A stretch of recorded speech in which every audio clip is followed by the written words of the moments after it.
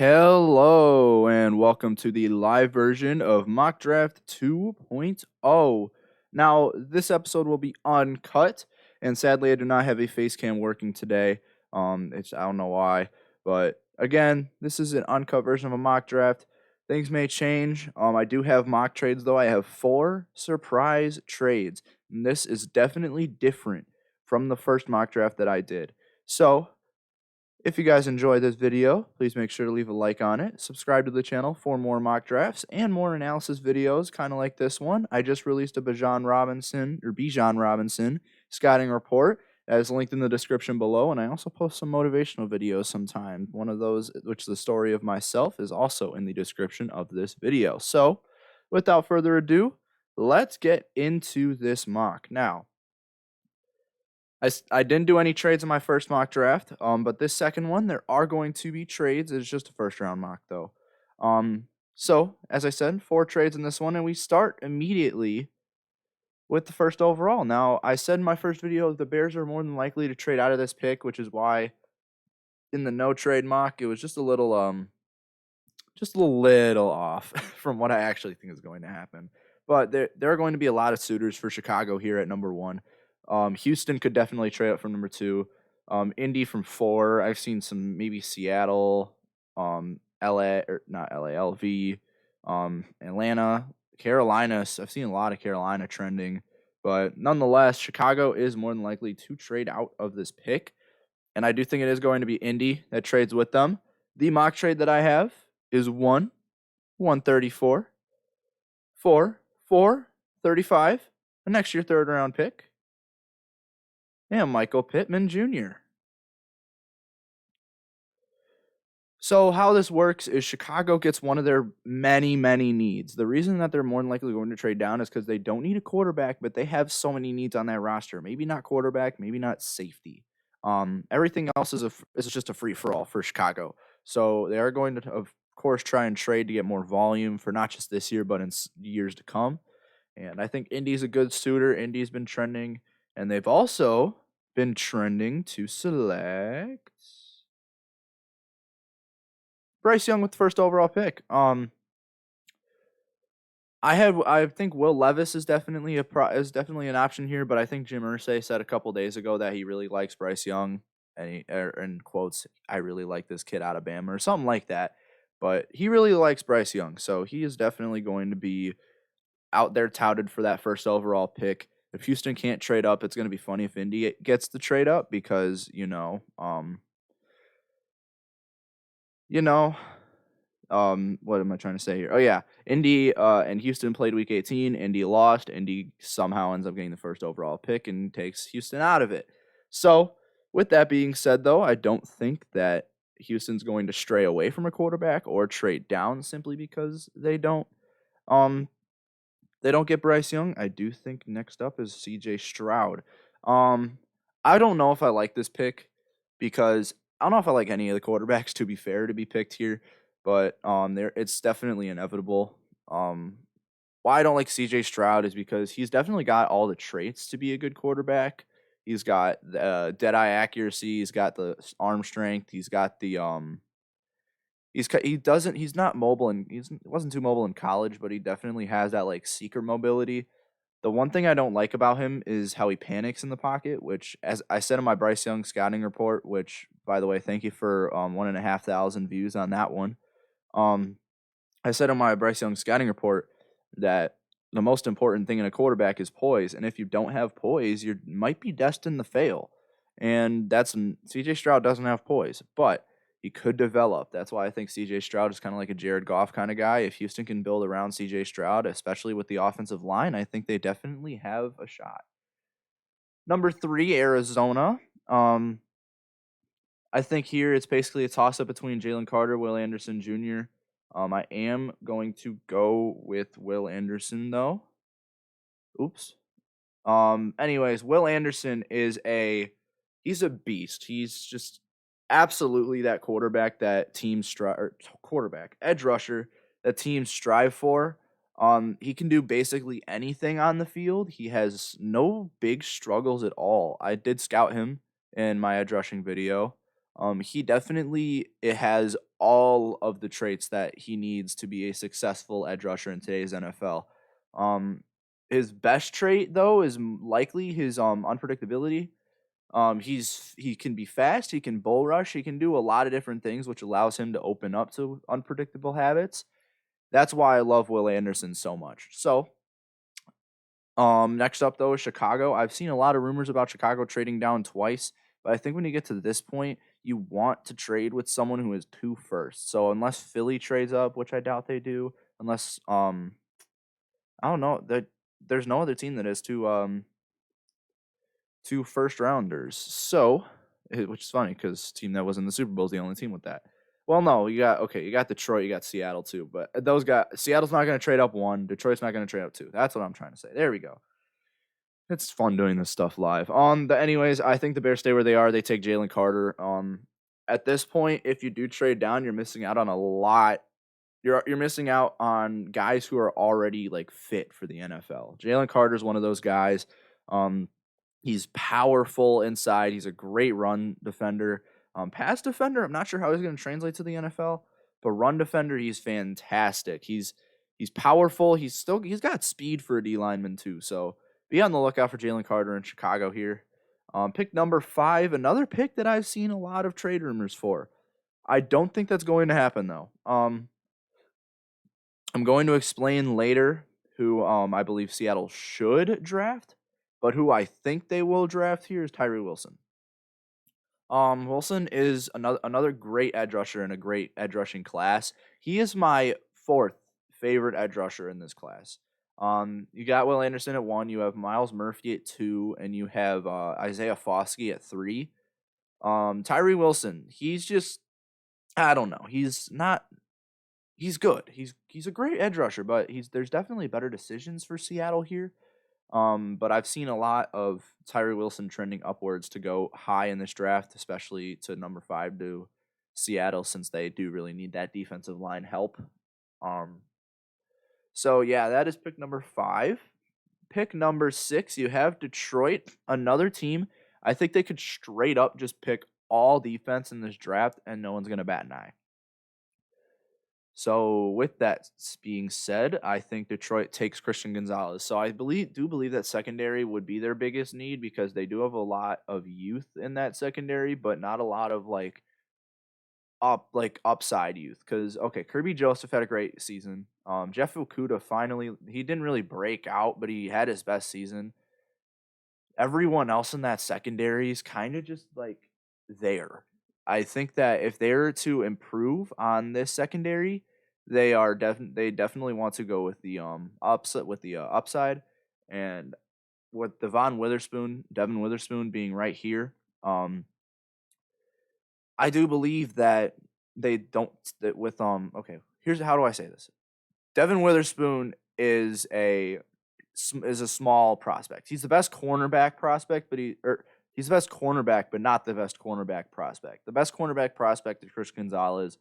I just found out today actually, Christian Gonzalez was cut from his football team, and he wasn't cut. He was put on JV, and he just kept grinding. Got Colorado, went to Oregon, and now look at where he is. He's projected 6th overall in my mock draft. So, anyways, moving on. Number 7, Las Vegas. I think they trade this pick, and it's going to be a little bit of a shocker, but there's Green Bay sitting right here at 15. Here's that mock trade.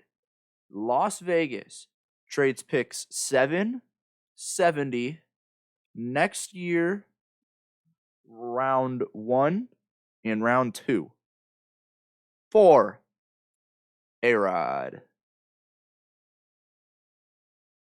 Force that trade. So, the reason that I like this trade so much is because, of course, you're reuniting Rodgers and Adams back with each other. But Las Vegas has definitely been trying their hardest to, or I've heard a lot of rumors that they're trying hard and going all out. It's kind of going to be a battle with New York Jets, but what kind of solidifies this is that Derek Carr is taking a visit to the Jets, so he himself could be a Jet. I don't know, but I like this trade a lot. So Green Bay now has picks 7 and 15 to go around and take, because we didn't think they had a lot of needs, but this season kind of showed that they do have a bit of needs on this team. So, with that being said, number 7 is Brian Branch out of Bama. Branch could be a hybrid defensive back. He could play corner. He could play safety. But what's big about Brian Branch is he's got great ball skills for a safety. He's definitely that's why he's hybrid is because he could play press corner, he could play zone corner, he could play zone safety, he could play box safety. He can do whatever on this defense. With that versatility, yet still having great ball skills, I do believe that Brian Branch is worthy of a pick of this or of a high pick like pick number 7, especially if Green Bay goes for him. Um, Adrian Amos is getting old. Darnell Savage had a pretty disappointing season last year, and he hasn't really had a blow up season. So if even if they could put him at cornerback, but I don't think they would because they have Jair and Eric Stokes. Safety would be a great way to go here if you're Green Bay. Pick number 8, Atlanta. Another pick I could totally see them trading out of. I don't see it happening, or I'm not gonna have it happening, but I could see it happening. And here's where it gets difficult. At quarterback, if you're Atlanta, do you take the guy who fits in best with your scheme in Anthony Richardson, or do you take the better prospect in Will Levis? I'm just going to play it safe and say Will Levis. Levis does have that mobility upside. Of course, Anthony Richardson is much better with that, but a lot of people. I actually in my first mock draft, I had them taking Joey Porter, and the reason I'm straying away from that is because I'm realizing that I don't think that Desmond Ridder is your franchise quarterback. I think Marcus Mariota might be out of Atlanta totally. So I think you take a bet on Will Levis. You don't play him right away. You just continue on with Desmond Ridder until he has that bad game. You put in Levis to get the upside, or not the upside, to get the spark, and then you kind of roll with Levis. It's going to be one of those situations. Now you fall to Carolina at number 9, who also needs a quarterback. I'm just going to say Anthony Richardson, even though I don't think they should take Anthony Richardson. I do not like him as a prospect. I used my QB 7 or 6 in this draft. I really don't like him. He's a nice athlete. I'll give him that. He's a great athlete, but as a quarterback, he definitely has many things that he needs to improve on, and I'm not sure if he's going to be able to do that in a new age NFL. And we all thought that passing is now becoming more important. The Eagles kind of just proved them wrong, which actually they're up on the clock. I didn't even realize that. But you have a team where passing is actually definitely not as important, but you're still going to want to have a passer behind the center. And Anthony Richardson just isn't that. I'm pretty sure he completed 54% of his passes as a redshirt sophomore or junior. I believe it was a redshirt sophomore. But he definitely just is not that good of a prospect in this draft. So again, don't think it's a good pick for Carolina, but this is who I think is going to be picked, not who I think should be picked. Okay, I kind of emphasized the wrong word there. Who I think will be picked instead of who I think should be picked. So Anthony Richardson, number 9. Number 10, this is where I can get a little bold, but you'll realize later on that I don't have to be. Number 10 to Philly is Devin Witherspoon. Devin Witherspoon, again, as I said earlier, great cornerback, not the best cornerback prospect, simply because he's just small. He's a nickel corner. They do have Avonte Maddox already on that team, who has been playing somewhat well in the nickel, but you're likely losing James Bradbury in free agency. You're going to want to take up on a replacement especially when Darius Slay is getting older. Safeties as well. Devin Witherspoon he could definitely has this like safety upside as well. He could be versatile in today's NFL. But nonetheless, with Bradbury leaving, Slay getting old, Avonte Maddox he's a good corner. But just they are going to want to try and especially after a couple of those mishaps in the Super Bowl where back-to-back touchdowns on the same play and the man's lost their assignment. Yeah, you're just gonna kind of want to build up on that secondary, try and recover it from what the hell ever just happened. Anyways, we were outside of the top 10. We were on to the or yeah, we're just outside of the top 10. This is weird not having a script for it in front of me. Tennessee at pick number 11. I am going to go with offensive tackle. They do have a lot of options, though. Paris Johnson Jr., Peter Skoronski, Broderick Jones. DeJuan Jones is definitely going to have a higher stock after the combine. Teams are finally probably going to start realizing this. What is his wingspan so like why? He's got a crazy length. But nonetheless, I am going to have taking Skoronski, who is my favorite offensive tackle prospect, actually favorite offensive lineman prospect in this draft. I have this because, as you can see over here with PFF, one of their biggest needs are wide receiver, tackle, and edge.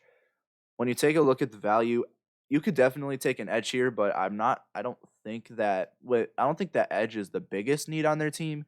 And for wide receiver, when you have so many offensive tackles on the board that are going to be off the board by the time you're up in the second round, yeah, you're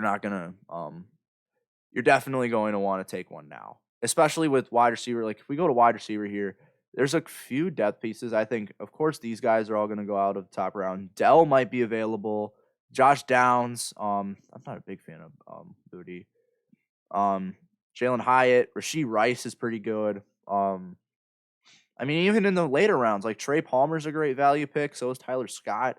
Marvin Mims is a solid value pick. Same with Xavier Hutchinson. Like they definitely have more options at receiver later on than they do at tackle. So Skoronski there at 11. Speaking of wide receiver here, Houston at number 12. Actually, he's just right here. Quentin Johnston. Jordan Addison was my number one wide receiver in this class going into the college football year. And then Johnston just had himself a hell of a season. So Addison, I believe Johnston's the better receiver. Addison is still great, and I'm actually just going to do this right now. Well, actually, never mind. Let me continue on. Johnston is definitely more of a complete, or no, Addison's more of a complete receiver than Johnston, but Johnston is a fantastic deep threat. And even if you're getting a guy like CJ Stroud, especially a guy who's got a good arm and he's definitely got good accuracy, if you can protect CJ Stroud, him and Johnston are going to be one of the deadliest duos in the NFL for this upcoming season.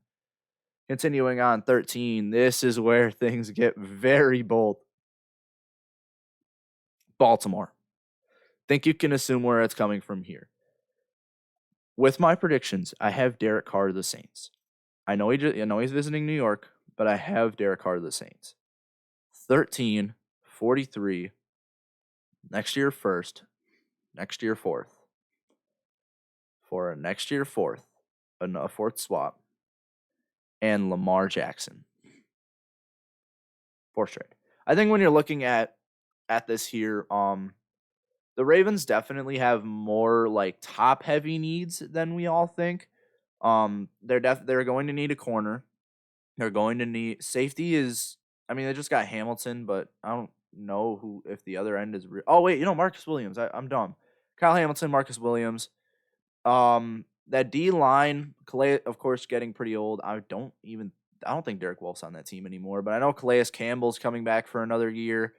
Even if he's on Baltimore, I'm not sure how impactful he's going to be there. And then even on offense, receiver is a pretty solid need. If they get rid of Lamar, quarterback's going to be a pretty obvious need. J.K. Dobbins is all right. That O-line is pretty solid. I'll give him that. But I do have Baltimore picking up, not a quarterback. Baltimore picking up on Jordan Addison. That's why I said earlier. I can say this right now, but then I didn't realize New York had the trade. Jordan Addison out of Baltimore. Again, as I just said, he's the more complete receiver when you compare him with Johnston. But Jordan Addison doesn't have the bigger upside. he just had a solid season with USC. But we definitely saw his season in Pitt was better than his season in USC, especially with a better quarterback. That is a little bit concerning. He maybe is just fed the ball in Pitt. I don't know, but I think you're gonna line up Addison with Rashad Bateman on the other end. Like that in a couple of years, that could be a deadly duo for whichever quarterback ends up playing for Baltimore if they get rid of Lamar. Of course, Lamar would have to be tagged and traded, which I do think that's what will happen. Pick number 14, New England. I hate picking for New England. Like, this is when it starts getting really boring in mocks. New England, though I am going to say this. I am going to pull DeJuan Jones out right now. For some reason, New England hits me as a team that drafts for upside and drafts for like length and stuff, especially on the line. Who is it? Trent Brown is more than likely gone this year. He's more than likely going to be cut, and if not, he might be benched. He's been kind of talking down on the Patriots. Plus, he's not been having a good year. So I say this in a nice way. Trent Brown, you suck. So DeJuan Jones fills in. As I said, at the current moment that we're in right now, I don't think DeJuan Jones is the best pick, but I think once the combine comes around, his stock is going to rise, and he could be drafted as high as probably 11 if you're Tennessee. All right, coming in number 15, we have the second pick for Green Bay. Pretty interesting pick here, I will say. I am going to go with Michael Mayer. I do like Dalton Kincaid, or I think that's how you say his name, Kincaid. However you say it, but Michael Mayer is I think he's more the all around guy, more than a tight end. He's definitely got he gives off like Chase Claypool kind of vibes. Like he could be a fast downfield receiver while also being a nice tight end. Clearly, he got fed the ball a lot at Notre Dame this year, and he's my tight end one in this draft. And I think he should be a lot of other teams' tight end ones in this draft. But if I'm Green Bay, you have Robert Tonyan, who's had a good year, and now he's just not that good. And actually, Robert Tonyan grew up about 20 minutes away from where I live, which is kind of fun. But sorry, Tanyan, I am going to go Michael Mayer here at pick 15. We get to the midpoint of the draft with Washington. Number 16, I am going to have them take the first interior alignment off the board and go with Osiris Torrance. Torrance is an all-around interior lineman. This class is not too good with that interior line, but you do have Osiris Torrance, who is definitely a complete prospect. He can pass block, he can run block. I don't particularly know if he's got more of a expertise with one of the two. I haven't looked too deep into his game, but I know that he's definitely an all-around prospect.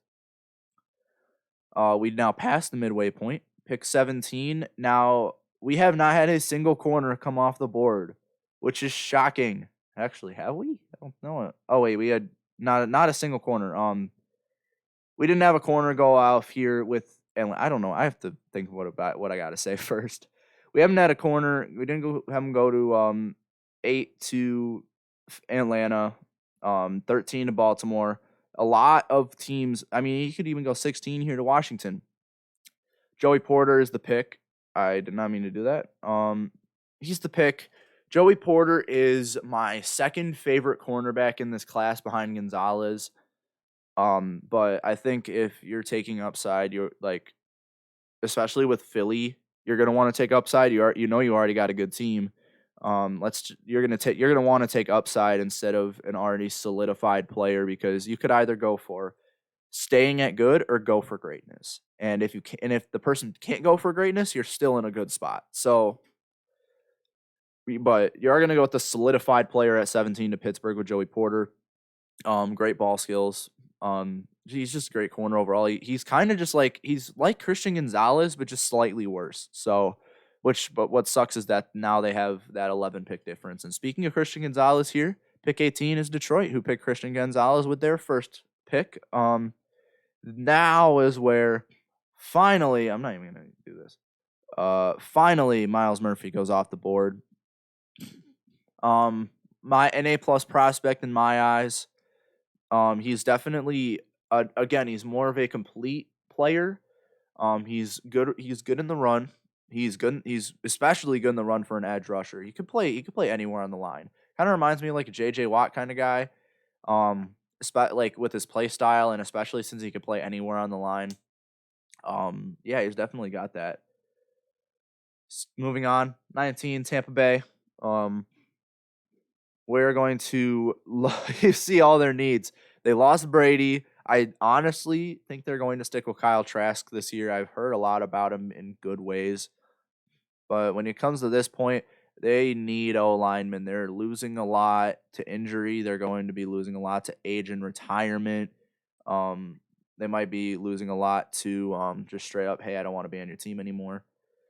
At this point, I'm going to go with I definitely could go in between Paris Johnson Jr. and Broderick Jones, but I am going to go with the guy who I personally think is better, which is Broderick Jones. Which means the Tampa Bay probably has Paris Johnson Jr. I don't know. I'm only 18, but definitely a good pick here for Tampa. Broderick Jones is definitely okay. Broderick Jones has a lot of upside at offensive tackle, more than Paris Johnson Jr.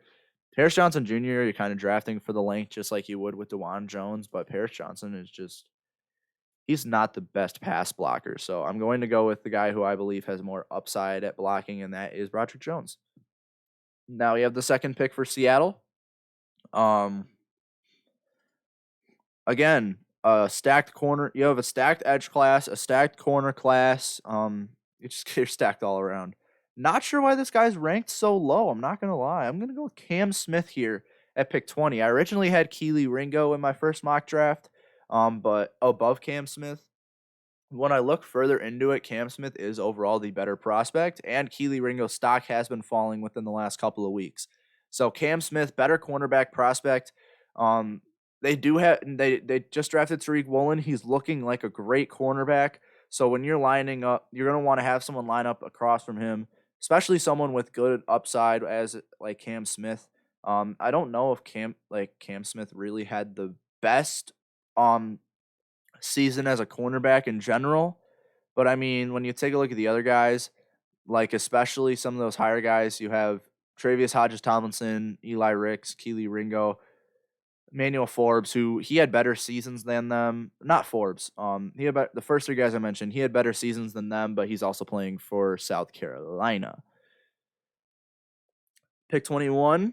Of course, Miami would be here, but they got caught. Their GM got caught tampering or whatever it was. So 21 is LA, and LA is going to take the guy who the Tampa didn't take. They're going to go Paris Johnson. I don't know. I'm pretty sure I had them taking a tackle in the last draft as well, but you're again going for upside. Tampa's going to want to take Broderick Jones. I think Paris Johnson Jr. I don't even know if he's a safer pick. I don't know if I like Paris Johnson Jr. too much as a prospect because he definitely had a lot of moments where he was like I will say that the 2021 season for him was better than 2022. That's where I'm kind of getting at here. But nonetheless, Paris Johnson Jr. to 21. I am going to go with the trade here at 22. I do have the Ravens trading with New Orleans. So, when you're New Orleans, if you get Derek Carr here, this is definitely a time where you're going to want to get you're okay. You don't have your first round pick. You missed out on a lot of upside because you traded your first round pick to Philly. Why? But you're gonna want to try and get as much upside as you can if you're asking me. So Ravens are trading 22 and 159 for 29, 71, and 148. And now we move back to pick 22, New Orleans.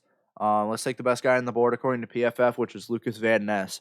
When I made my edge rusher video, I did not have Lucas Van Ness. I had not scouted him. I still have yet to scout him, but I did look at some reports, and he does look like a pretty good edge prospect that I missed out on in that video. So, sadly, missed him, but nonetheless, Lucas Van Ness, pretty good player as I've heard. Again, I haven't scouted him. I can't say too much about him, but again, pretty good player as I've heard. And in terms of New Orleans needs, they definitely have more needs on defense than they do on offense, especially if they get Derek Carr. So we're gonna stick with that. Pick 23. Originally, I had defensive lineman. Where is he? I don't even know where he is. I thought he was higher on the list, but I had Ika or whatever out of LS. I think it's LSU. I don't know. No, Baylor. I had a Baylor guy. Siaki Ika. That's who it is. But Brian Bryce still on the board. You're gonna want to take him. In my first mock draft, I had Bryce going number 10 to Philly. He falls all the way down to 23 as teams needing defensive linemen as is not their biggest need. So definitely when he with Minnesota needing a lot of defense. Another team I could see drafting all defense this year. Their defense was very lackluster. That's why I had them getting upset by New York in the first round, and it ended up happening. Their defense, they just need to get an improvement on their defense. And if they can get Bryce at 23, that would be fantastic for them. 24. Um, at this point, the guy who I originally had going to Jacksonville, Cyrus Torrance, went up to 16 with Washington. So you're going to want this is where it gets interesting. O-line is definitely needed all around for Jacksonville. Why not take a player who can play everywhere on the O-line, except for not center, but guy who can play tackle or guard. So I'm going to go with Darnell Wright out of Tennessee. And again, another guy, as I said, he is a guy who has that versatility on the O-line. Not really sure how good he is, but if they want versatility here, someone goes down, they can move right in on the inside or vice versa, they can move to the outside. But especially when you go to interior offensive linemen, the next best guy, my wheel is not doing too hot. Your next best guy is like Avila, Michael Schmitz, Oluwatimi is pretty good as well. But not any guy who's really worth there. So I'm going to go Darnell Wright at pick 24. 25, New York. I have them taking Jackson Smith-Njigba. Now, here's where it gets fun. In the last few weeks of the season, their wide receiver 2 or 3, I believe their wide receiver 2 was Isaiah Hodgins. They just got him back on a minimum salary deal. That's saying something. They got him back on minimum salary, and he's a starting receiver. So if that doesn't put enough how much New York needs a wide receiver, that would be big.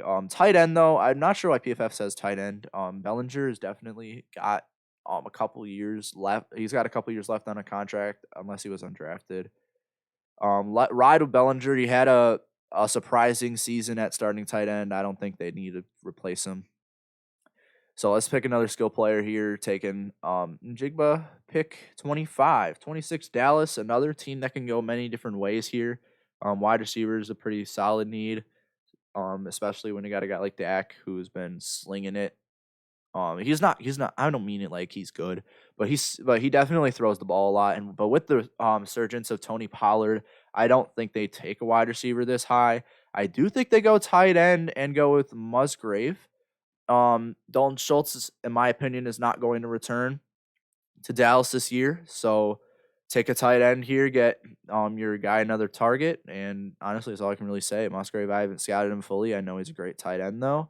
It's either him or Kincaid. Just to replace the Daltons. That would be kind of funny. 27 though, Baltimore. A little bit of a bolder pick here for Baltimore. A guy who's pretty low PFF. I'm going to go with Olusegun Oluwatimi. I originally had Bijan Robinson going here to pick 27. But I am going to trust in James Cook up to this point. So with James Cook at running back, their run defense, they're not the run, they're running offense, their run blocking was just iffy this year. Especially when even if you bring Singletary back on a lower contract, which I don't think will happen. And you want to ride with James Cook, who actually had, I'm pretty sure he averaged like 6 yards a carry this year.